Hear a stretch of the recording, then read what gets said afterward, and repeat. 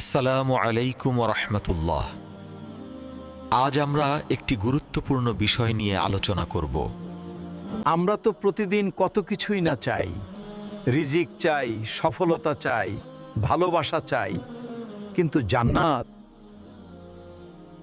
আমরা কি কখনো 3 বার জান্নাত চেয়েছি?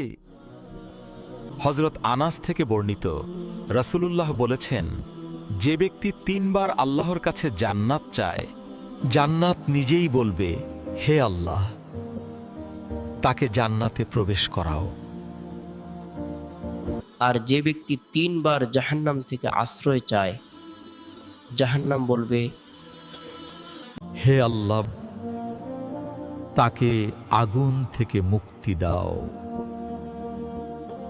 ভাবুন তো, জান্নাত আপনার জন্য দোয়া করছে, জাহান্নাম আপনার মুক্তি চাইছে। চলুন এখনই বলি, আল্লাহুম্মা ইন্নী আসআলুকাল জান্নাহ। اللهم أجرني من النار